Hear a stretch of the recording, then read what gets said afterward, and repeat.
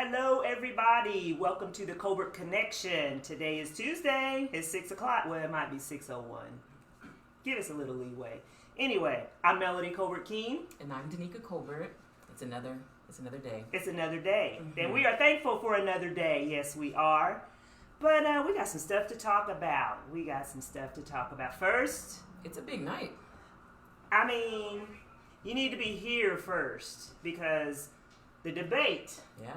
The debate. It's a big night. We've been waiting months for this. For months. The very first presidential debate. Biden and Trump. And, you know, we really want y'all to give us some feedback on this one because we want to know who you think is going to be on top from this debate. Who is going to put together coherent sentences and, you know, what topics are they going to discuss? That's a good question. Like, yes. My big question is, what topics? What are going to be the fact check points of observation for tomorrow? I need to hear some plans. I mean, I need to know what you're going to do for the economy. Are we going to get another stimulus? What's going to happen, you know, with the COVID relief? Haven't heard. COVID relief? We're not even going to get started today. We're not going to talk about COVID today. We're not even going to go there. But, yeah. I mean, seriously, though, this debate is, they're talking about, like, this is a historical debate. This is the most widely anticipated debate. And why do you think that is, viewers? I'll give my 2 cents. Okay. I think because there is so much animosity between the two, I feel it's going to be a lot of adult bickering. That's what I feel. Bickering. And you know, it probably will be. And I hate to call them debates because in my opinion, they should be called discussions. Because when you're debating, somebody's trying to prove a right. We're trying to prove right. But let's discuss what you're going to do for America, for the American people. Michael Jenkins says online that Trump's going to stall through it all. Because, you know, I feel what you're saying because the prompters, you know, we have a problem reading the prompters.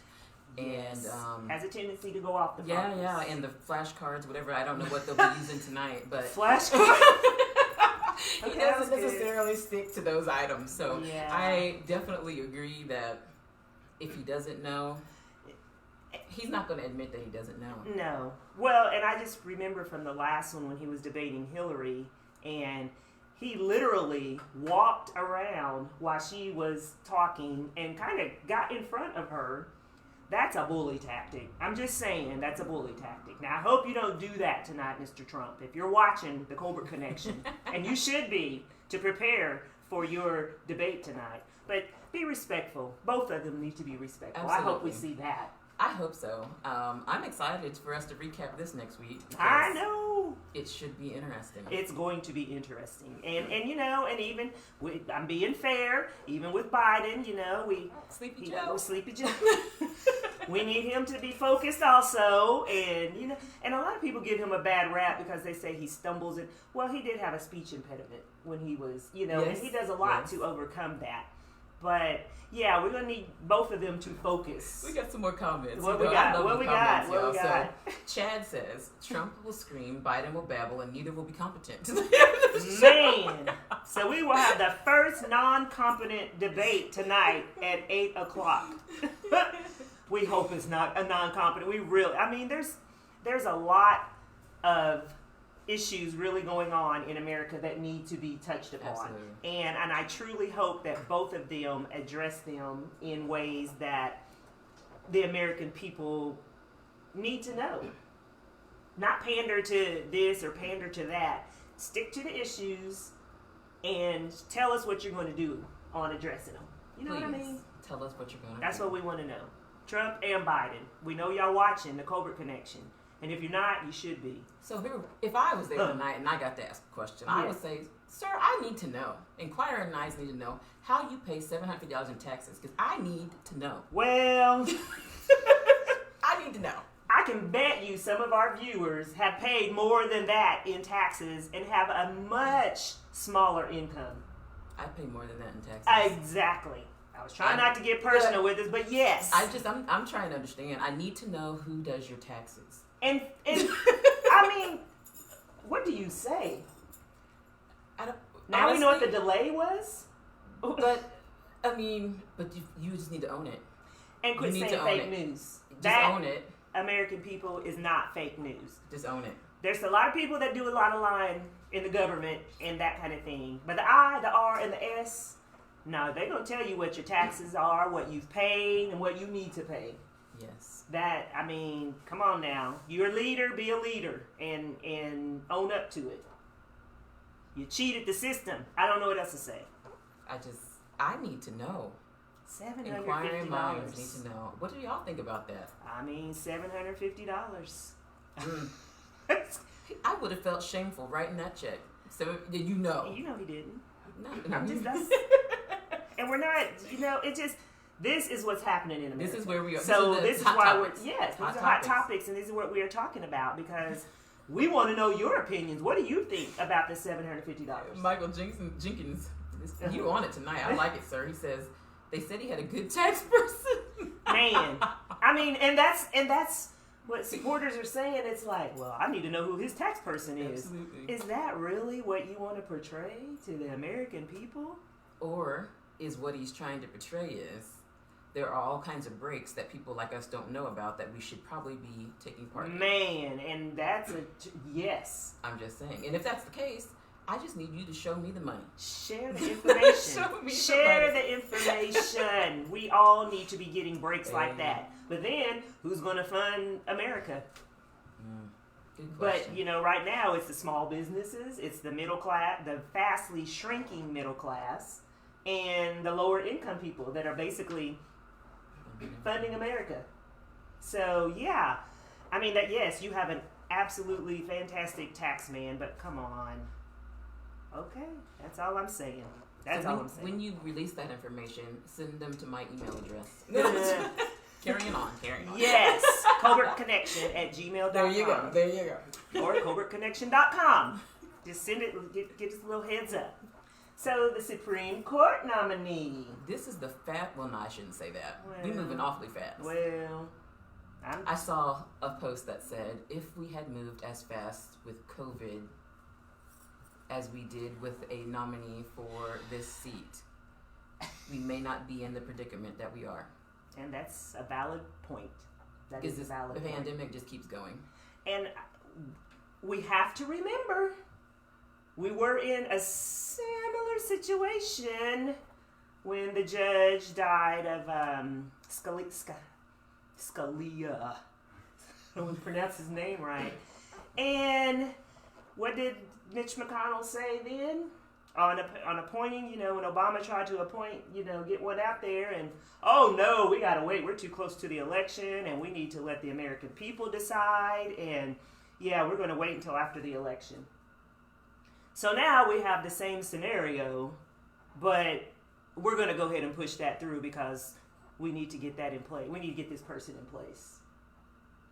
I'm gonna need you to figure out, Mitch McConnell, if you're looking and watching us. I'm going to need you to figure out which story you're going to stick to.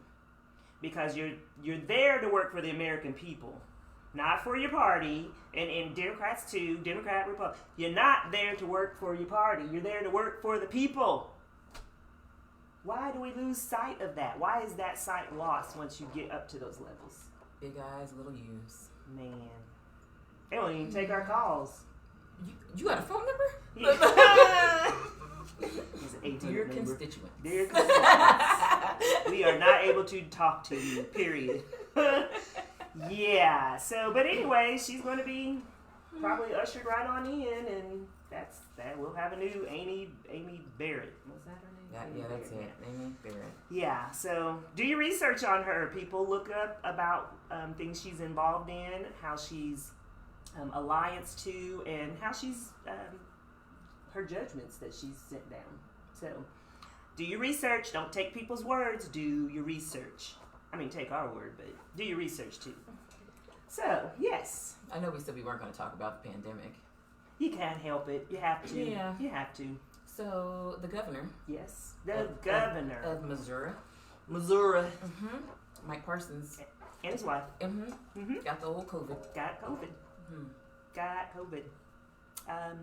he's been on showing his videos saying, he's feeling great. There's still really no symptoms as of yesterday. I haven't seen him today, but I'm just, no mask. He was a big supporter or advocate for not wearing one. He said the American people can take care. The Missourians can take care of themselves, and they know the right thing to do. And yes. And then he's been hosting a lot of events. A lot of events, big events.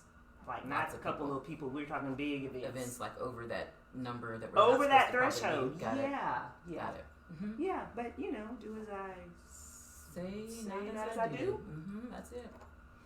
But we do wish him well. We hope that him and his wife recover from it. Okay, because again, our disclaimer: we talk and we joke and we jest, but it's real. It is real. We never said it wasn't. No. We've never said that. But we just remember we the have ways to be smart. That it stops at the door. At restaurant doors and things like that. I mean, hey, sometimes you got to have a little humor to keep from crying about it. The absolute truth. Because all the lockdowns, all the masks, all the everything. We are social people. We're made to be social people. So it's a little hard. It's a little hard. But, we're hopeful. We're hopeful that we're going to come out of this. And like I said, it'll be over with after the election. Humor. Remember I said humor. Okay, yes. But anyway, our governor, yes, we do wish them well. So you had mentioned before, we're talking about traveling and things like that. Yes. They said people are getting on planes and traveling to nowhere. Like this, a U-turn. Because I just missed the flight and the line's so bad. I just go buy me a ticket. I want round trip from Joplin to Joplin and just get on there. I mean...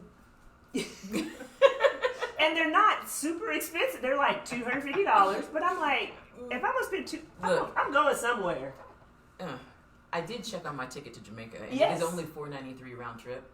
And yeah. Yeah. Mm-hmm. You heard me, Megan. $4.93. We're going to Jamaica next year. Round trip. Is it this year we're going? February. We are going to Jamaica. Come join us. COVID will be over in November, so I'll be safe in February. You'll be safe. Yeah. Take your mask just in case. Oh yeah, I'm gonna take two. But I mean, do you miss America? Do you miss flying that much that you would fly to nowhere? I mean, basically, you would just do a 250-mile trip and back. And you gotta really be home, like, I don't know, just tired of being at your house. You don't like your family. You don't like your husband, your wife, your kids. You need a break. I'm going up on a flight, and I need to hear them say, "Please fasten your seatbelts and turn off all cell electronic whatever." I haven't flown so long I can't even remember the spiel anymore. But I'm not going to go book a ticket to nowhere. No. Not, yeah.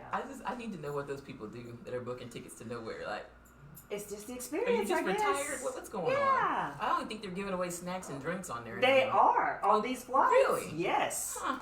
And I'm like, do you book first class or are you in coach? How are you doing this?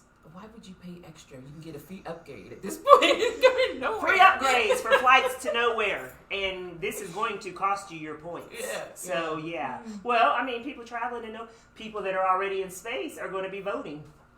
Yeah. How can we get a space vote right, but we can't get mail-in or absentee? We can't get any of that right. Can't get it right. I'm just curious. The lady that I forget her name, look it up, that's out in space, is going to be able to vote from space. I have no comment. This is a first. This is a first for me, but I really have no comments. How do you? It's like, okay, well, America, we're so great at some things, but wow, we can't get our voting system flawless. But we can. We can vote from space. And we can send people to the moon, but we can't get the voting right. I mean, I need some feedback, y'all. I need some feedback. Help me to understand, because it is what it is. There we go. It is what it is. I don't even know how you make that make sense. Like, literally. Yeah. Help us. Her vote can get here, though. And it's going to get here. Technology, they're going to take it, count it, the clerk counts it, and yes, she will vote from space. So yeah. You need to make sure that your vote counts. We're always talking about that. If you are not registered, be get registered. You have until October the 7th if you are in Missouri. October the 7th. You have until October the 21st to request a, I think it's the absentee or the mail-in ballot. Absentee mail-in. Or you can go to the courthouse. Or don't wait, though.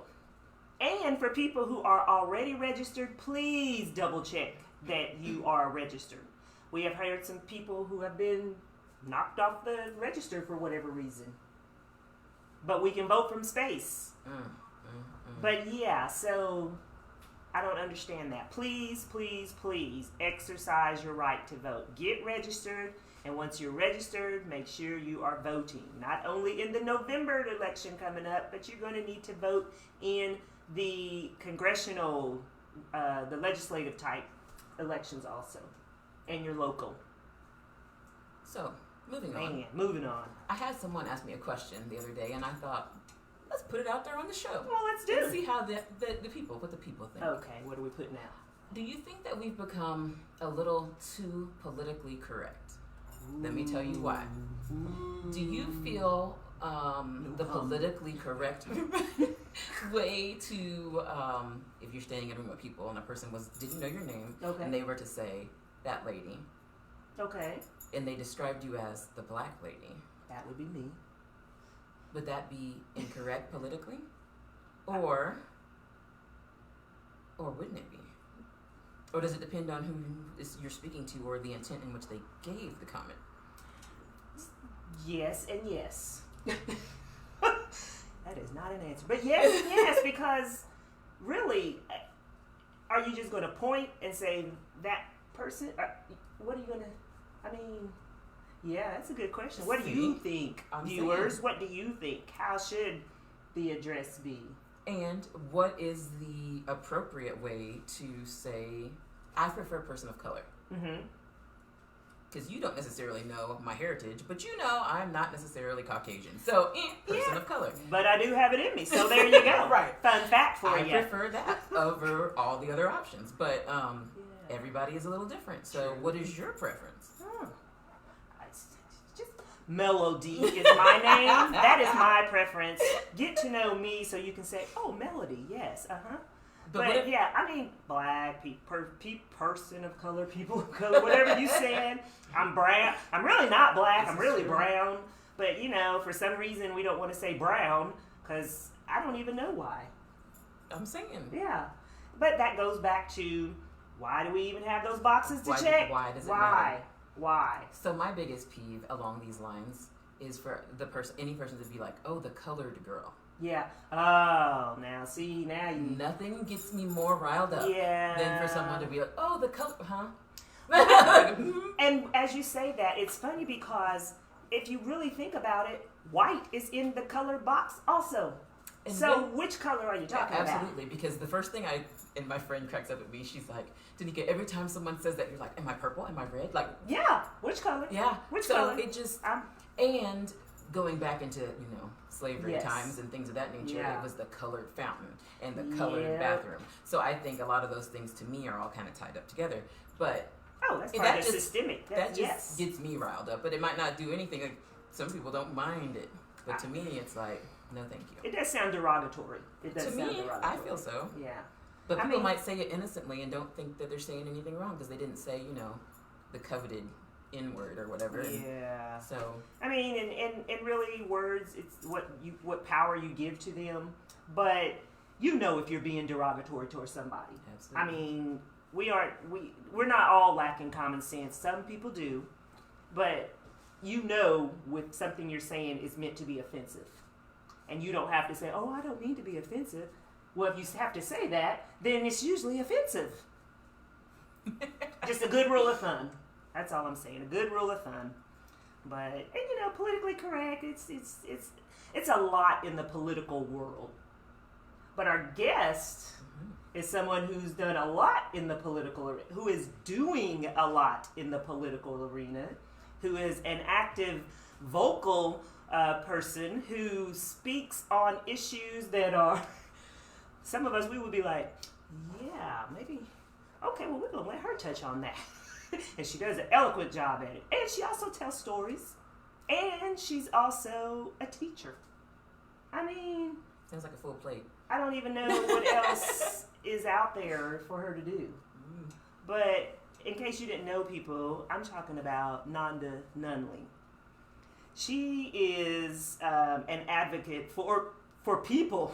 It doesn't matter, black people, white people, brown people, yellow, whatever people. She is an advocate for equality, equity, and justice. And really, we should all be for that, for all people. Because rights are inherently ours anyway.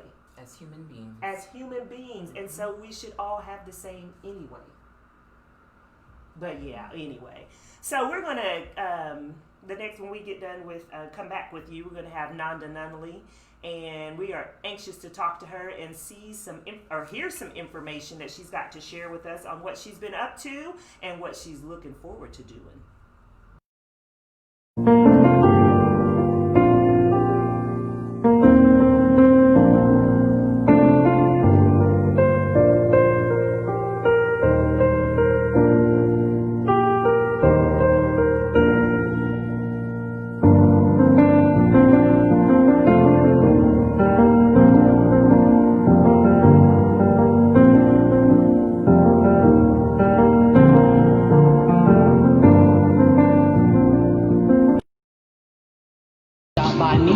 Soul Food Kitchen for some tasty fried catfish and slamming fried chicken, collard greens, mac and cheese, and homemade cornbread. We even have your favorite Kool-Aid, rare. Delicious home cooking is what we do, serving love on a plate just for you.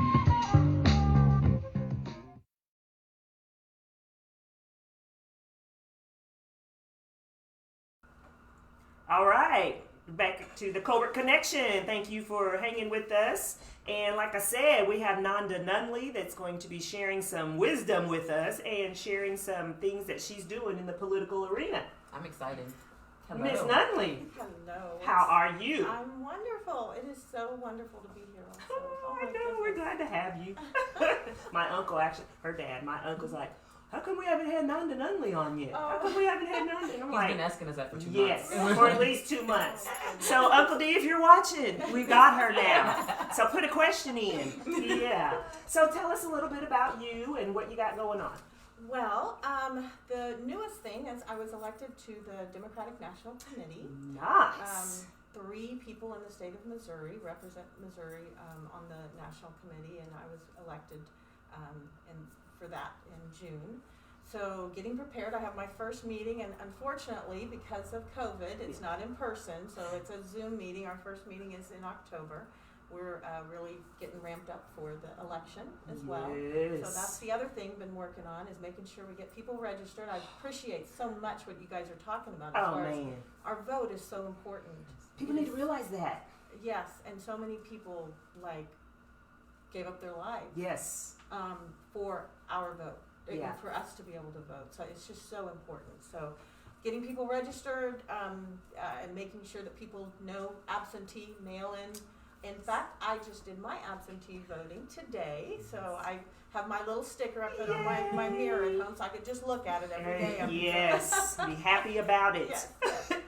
So those things, and then also Mini Hackney, the Mini Hackney Community Service Center, I'm the president there. We just received a $10,000 grant. That's 10,000. $10,000 grant from the 400 Years of African American History Commission.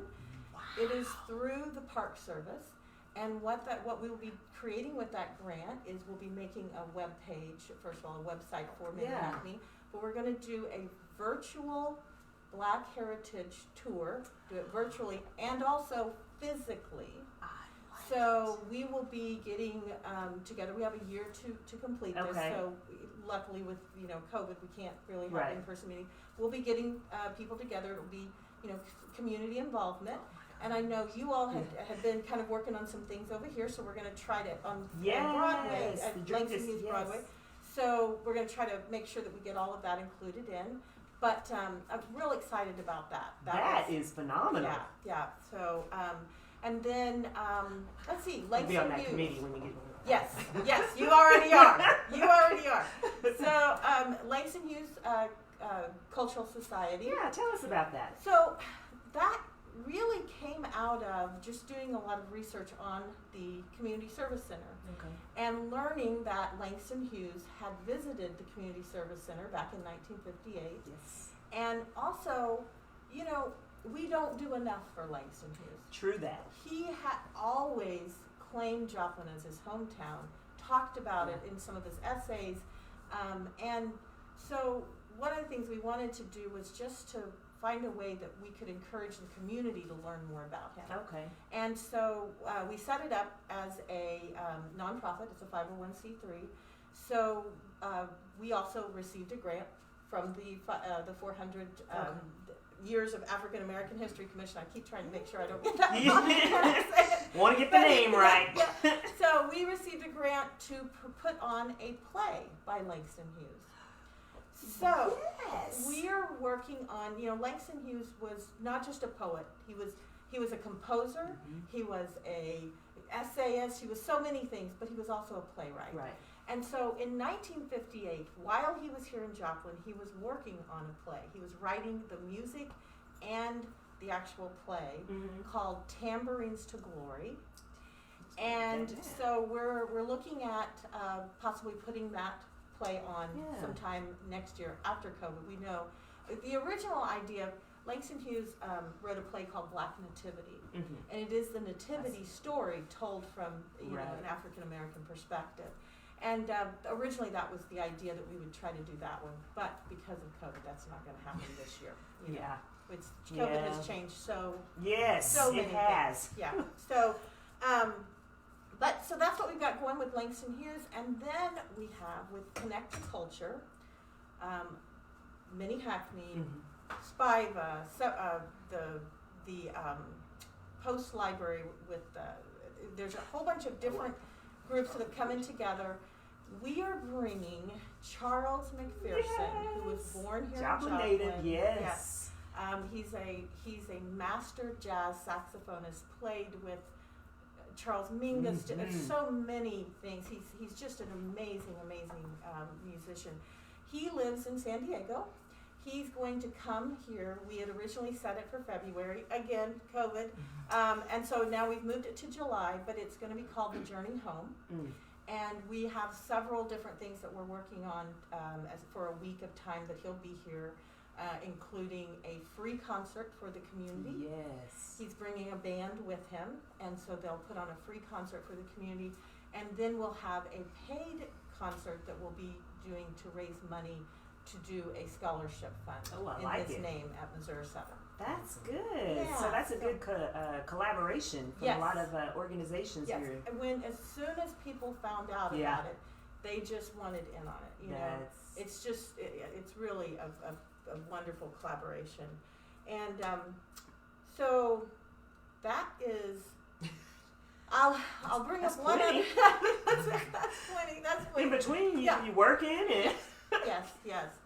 So, and then the other thing is also just talking about equity in our community. Yes. And we have, with Minnie Hackney, we have been raising funds for Black-owned businesses to have memberships to the chamber, because we feel that we want to support what Toby Teeter was brave enough and courageous enough to put out. Absolutely. And so the other thing that I'm working on right now is next Monday night, getting people together to go to the chamber and speak on behalf of diversity and equity in our community. Love it. And the last several meetings have been largely attended by people who want to maybe talk against what Mr. Teeter has done. And so we want to go and support. So I'm encouraging anyone that believes in what Toby Teeter put out. And, you know, myself, I think we can go even further. I think we need to go even further. But to come Monday night, this coming Monday night, to the council meeting and have their voice be heard. I like that. I mean, what time is that for the people that don't know? I know you know. I know you know, but for those of us that I don't know anymore. No. what time is that on Monday? 7 o'clock. Okay, thank you. 6 o'clock. 6 o'clock? It starts at 6. Oh, okay. I'm so sorry. That would be you. 6 o'clock. Yes. Okay. Yes. Thank Meeting you starts very at 6. much. Yes, I don't want Well, y'all to miss it. That's right. Well, Okay. but the way they've been going, you'd probably be right on time at 7. I mean, they're lasting 3 and 4 hours anymore. So yeah. Well, I'm sorry. I've got some wrong information there. It's all- but they thank probably- you yeah, so you gotta- much. yes. Yes. Yeah. So tell us about your position as the DNC chair for Missouri. One of the yes. Well, one of the three. Yes. I am joined with Cori Bush. I don't know if you know who Cori Bush is. She just was won her primary. She's running for the House of Representatives. And so Cori Bush is with me, and then also Freddie Doss. He is he works on several. He's worked on several different campaigns and different things. Great guy. So the three of us. And if you'll notice, they're all black people. Yes.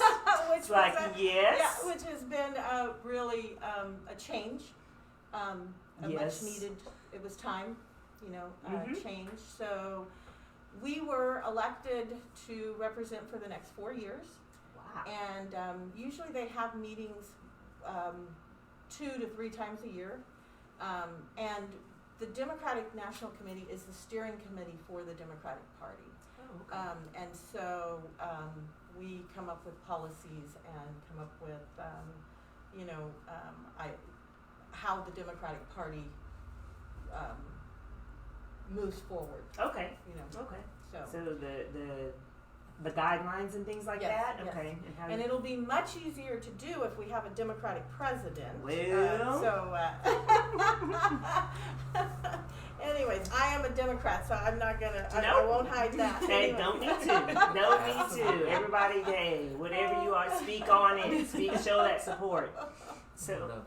I love it. So tell us, what is your big push? What? I know, is it something that you're voted into this position? And Yes. if that's the case, what was your passion behind doing it?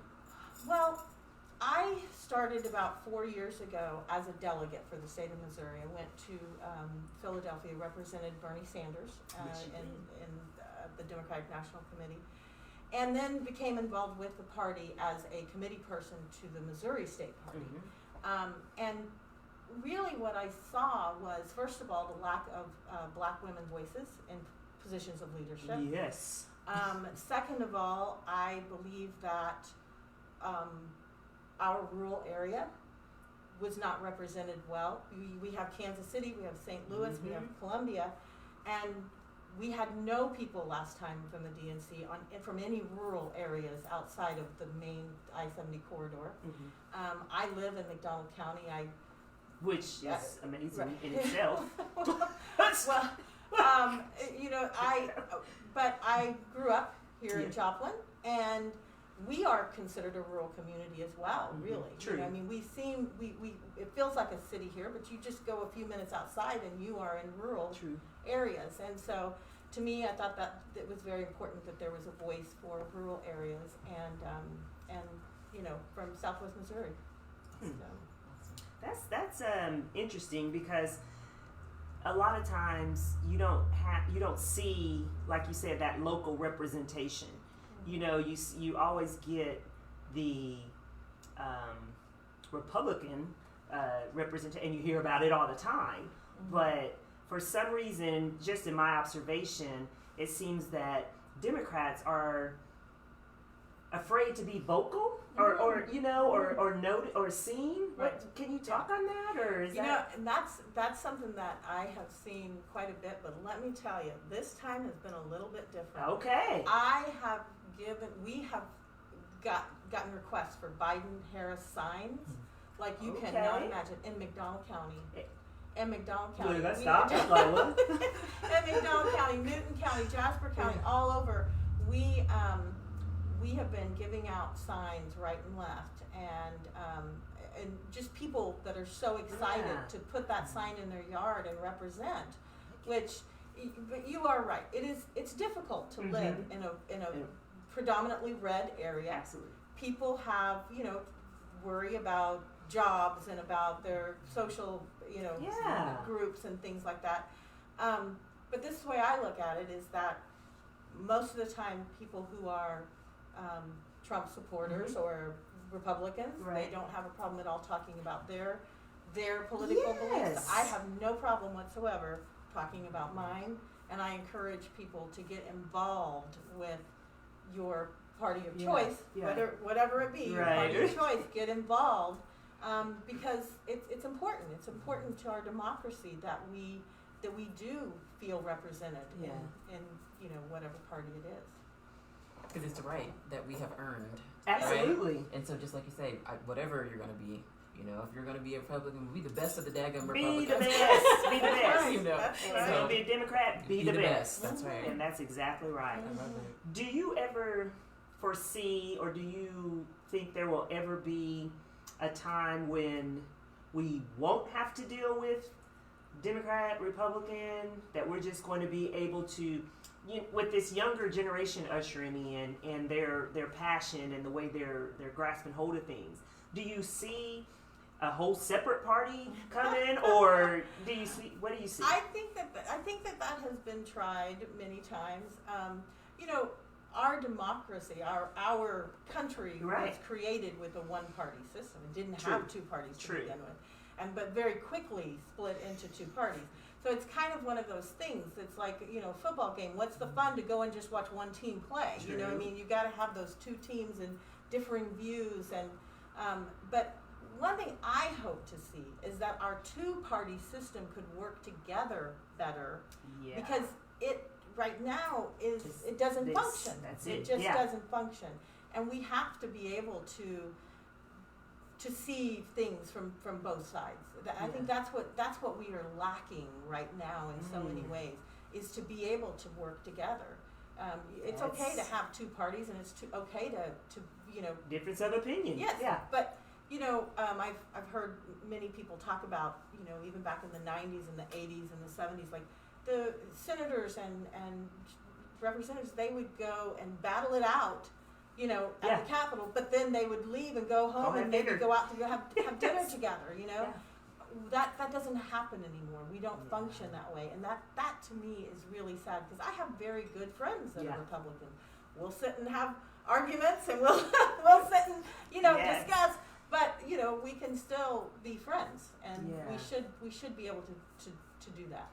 And I think that's a lot of what's lost, is the civility of discussions and things like that.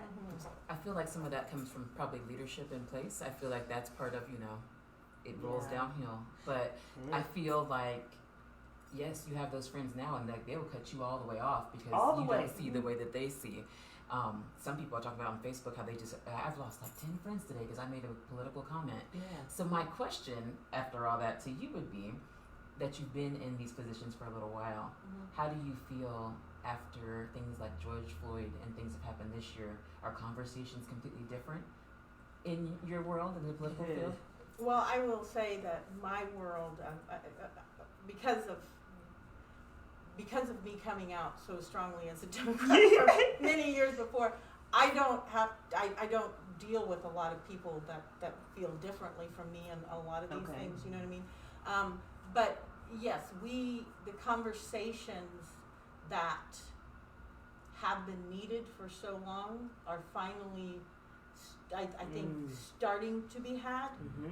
But it's such a small little step that it's got to go so much further, Yeah. And we have to make sure that we push to make those conversations happen, Uncomfortable sometimes as they may be, we need to come together. I mean, figure out a way that we can bridge that. Yeah. And say.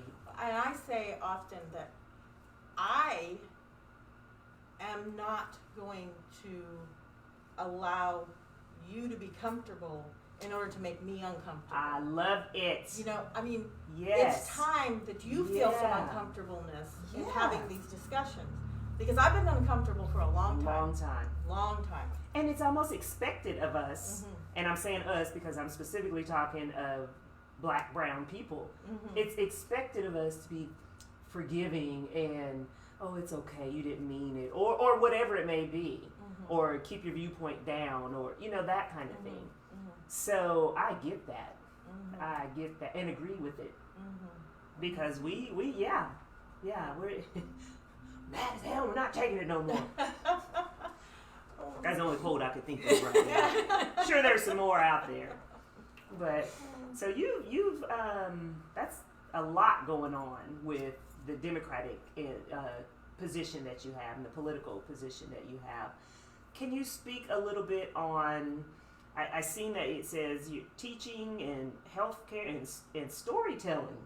Yes. Switching gears, but man.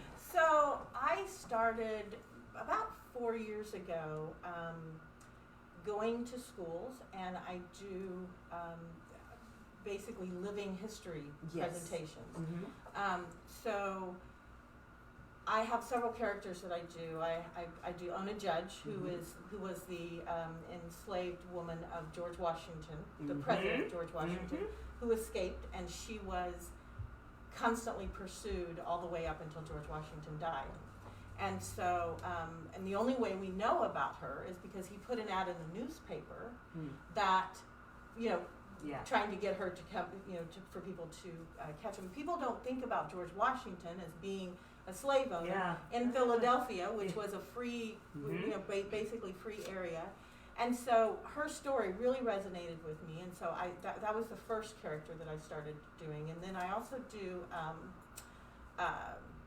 Harriet Tubman. Yes. And oh my goodness, Ida B. Wells. Ida B. Wells. Ida B. Wells. Yes. Yeah. And so mainly, so I've always been into theater and acting since I was very young. I've been involved with Joplin World Theater and different things, and so it was a way for me to tell history and to tell it in a first-person point of view that really, I think, gets the point across to kids. And so I try to, when I go to, elementary schools, I do it one way, and then I go to high schools, or whether it's, for adults, you can tell a little bit more of the story. And so, but that's something that I just have, I really enjoy doing that as a way to share stories that people may not ever learn. Many people wouldn't hear some of the backstories to, Ida B. Wells, such an amazing woman. One of the creators of the NAACP, but was basically written out of the NAACP because many of the men involved in that thought that she was too strong. Yeah. She was too strong. So she's my lady. You know what I mean? You've been viewed as that. You've got that label a few times. But hey, is there such a thing? Yeah. Is there such a thing as a woman being too strong? I mean, I don't think so. Yeah, and it's history. You're telling history that needs to be shared. Yeah. I like that. I have a lot of fun with it. It's every time you go, there's always something, interesting that happens with little kids. They say what they think, So no holds barred. That's right. No holds barred. Man.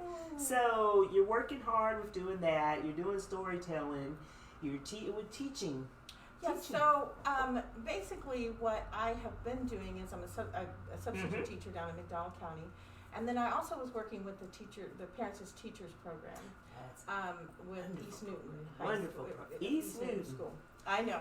All right. Yeah, we're going to go back to that. Yeah. It's like, wow. And I will say that I am no longer working there right now because of COVID. Right. Gotcha. It's been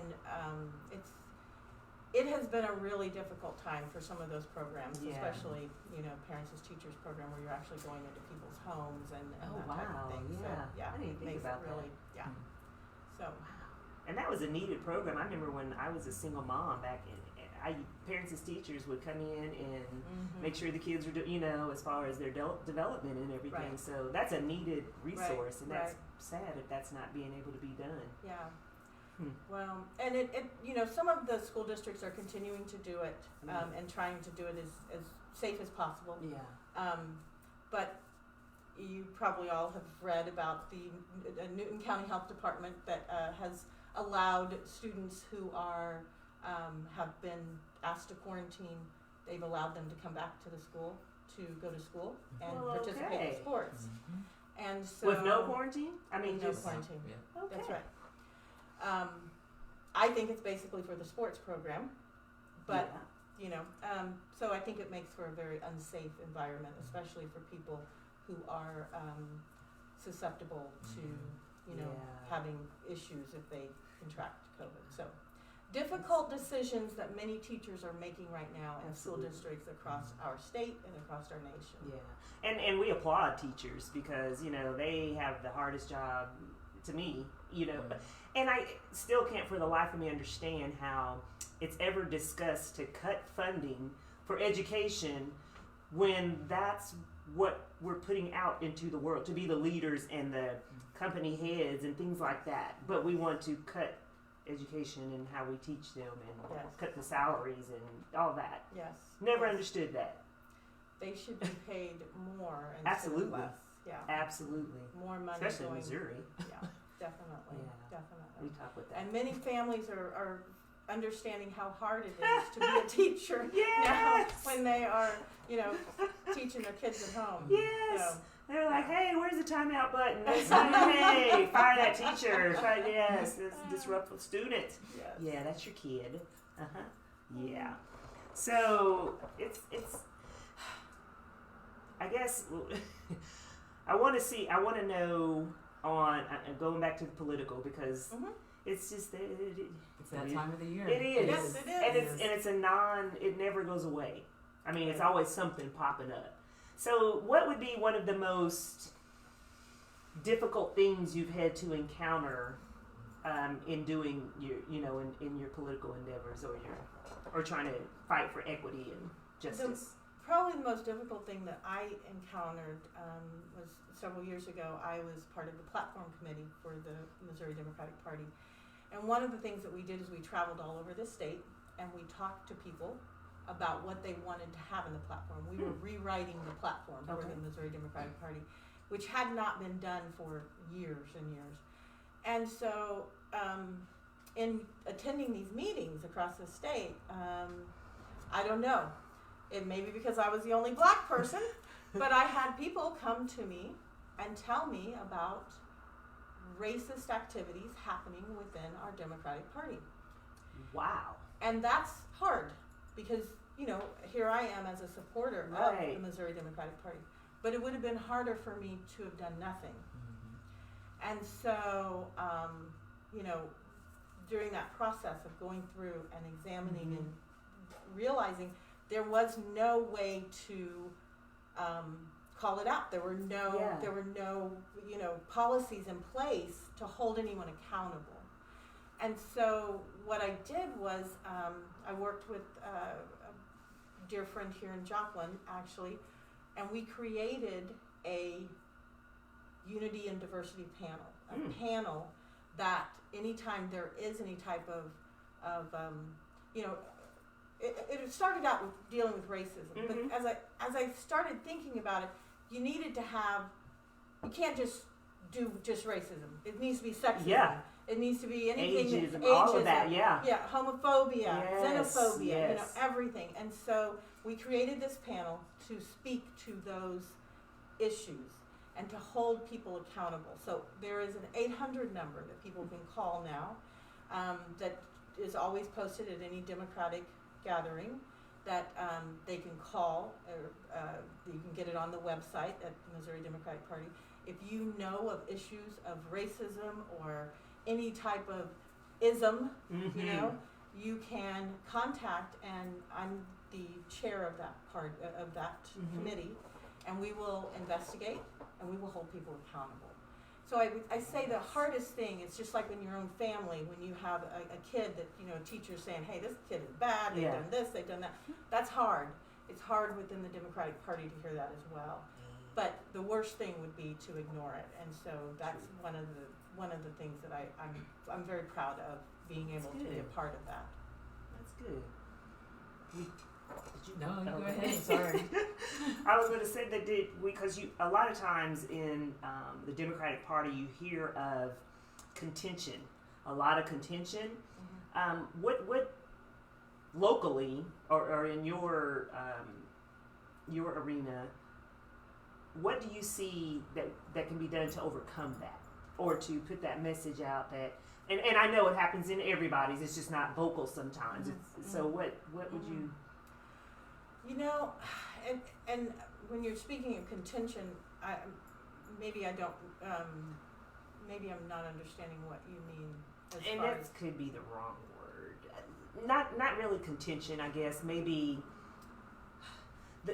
not stepping up enough, not being more forthright with things, you know. And I'm specifically speaking of a couple of years ago, I believe it was, when the whole, maybe I guess the 4 years, when the Bernie and all that was going down, and it was just like the Democrat, everybody, the Democrats imploding, you know, that kind of thing. So well, and I was a Bernie Sanders right, so I was part of that.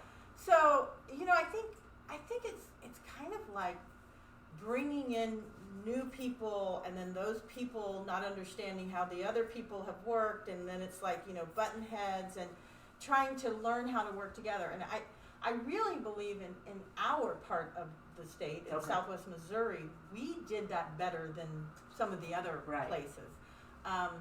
Our leadership here immediately said, hey, let's bring them in, let's work together. And you know, that's what we've been trying to do through the party. There's always going to be a little bit of contention.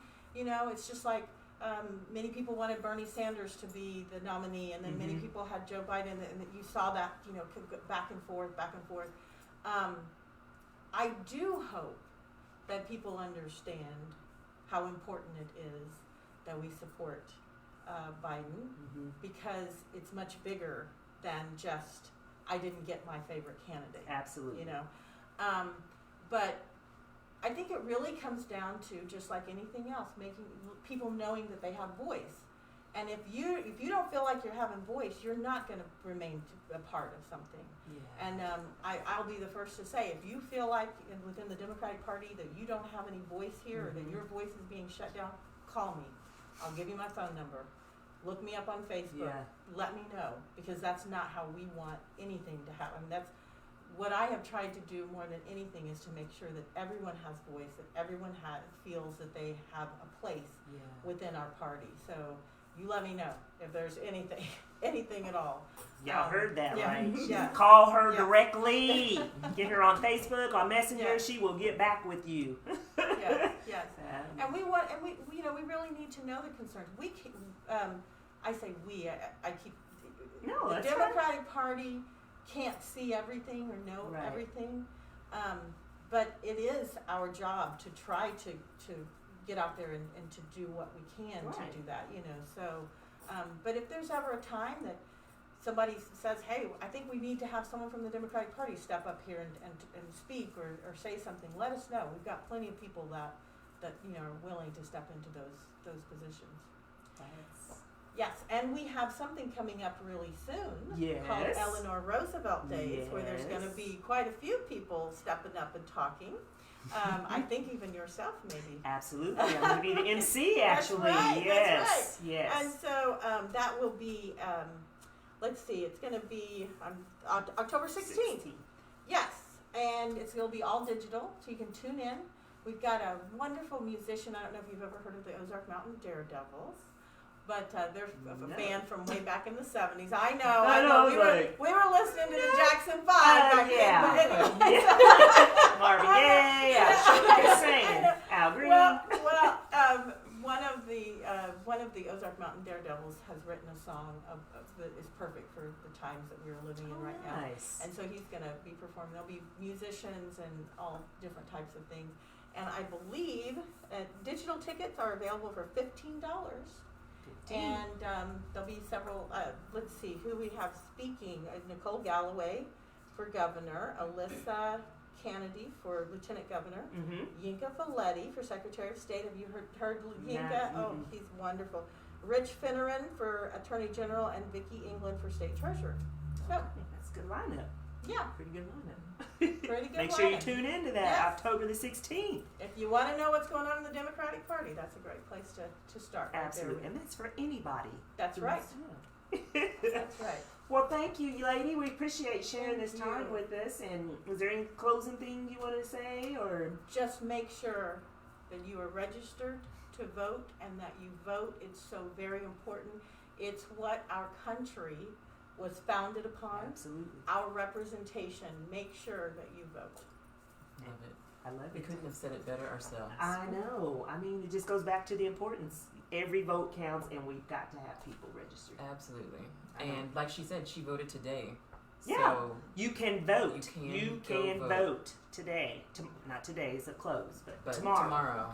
Yeah. Yes, Is your if- absentee vote. If you don't know where you're going to be November 3rd, I believe, yes. Yes. Go get her done. Get her Get her done. done. Get her So done. next week, what do we got going? I have no idea. No, I'm just playing. We've got Aaron Garcia. Yes, I'm And excited. He's a friend of yours. Yes. He is just, this man, he's got a story to tell. And he's a #1 Amazon book-selling author. Yeah, which is like totally incredible. And I can't really give his story. I'm going to let him tell his don't story. You tell it. Right. That's right. You guys make sure you tune in because you want to hear from Aaron Garcia. I'm telling you. And he's a nurse. He's a nurse. He does a lot. He's got a lot of hats he wears. But he's got a story to tell, and I think people need to hear it. Well, then come and tell us, sir. Yeah. We are excited to hear about it. Yes. And we'll have some more exciting topics. We will have the fact check. And I'm sure you'll see it on our page before tomorrow. Well, tonight is over probably. You'll probably see the fact check up. Because she's on it. I'm going to have a ticker like they have on, like TNT and We CNN, can do it. All we got to do is sit and be ready and do it That'd like be this. exciting. Get our tech crew. I mean, they might have other plans, but... But what, we wanted to make sure that we got off here. But, I mean, I think it's 10 o'clock our time? I think That it's it'll be Eastern time. over? I think it's 9 o'clock Eastern time. It starts Which 8 is- here. Okay, so Yeah, I'm it going the starts wrong at way. 8. You're Okay. going backwards. Okay. Come back this way. Carry on. Okay. Carry on. 8 o'clock. 8 o'clock. Be ready for the debate. Everybody needs to watch it because you need to be aware of what's going on and what's being said and what's being discussed. Yes. My daughter's thrilled that she's got to watch it tonight. 14-year-old, yeah, she's real thrilled. She's not, but There's some we're gonna hot say topics out there, so. and a lot will affect their generation. Yeah. I mean, everything at this rate, so It- I am really jobs, excited to see just what everything. they touch on this first round. Or don't. Or don't. Or deflect, or whatever. Yes. Like you said, it's going to be a lot of back Yeah. and forth. Oh, yeah. I'm secretly, not secretly, I'm just low-key really ready for that. Because he's got away with so much. He's saying anything and everything, and it's like, dude, somebody's about to get with you and say just as much as you saying. But the thing that I think will hurt the whole situation is that because of the way he bickers and the way he kind of almost bullies, Yes. I don't think once it goes, it just goes. Yeah. And So and it's on Fox. go figure. So, I mean, I think they have to split the, Between the do stations. them equally divided. But we'll see. So The do you first one think like tonight half is are on the Fox. fake news stations and half are on the real one? Well, it's Just wondering. it's all. Well, that's what kind of surprises me is that you say fake news, but news is so is all the news fake? All the news stations are fake. All the reporters, everything's fake.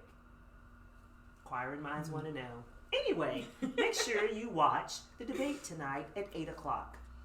You have your popcorn ready, yeah. I got mine.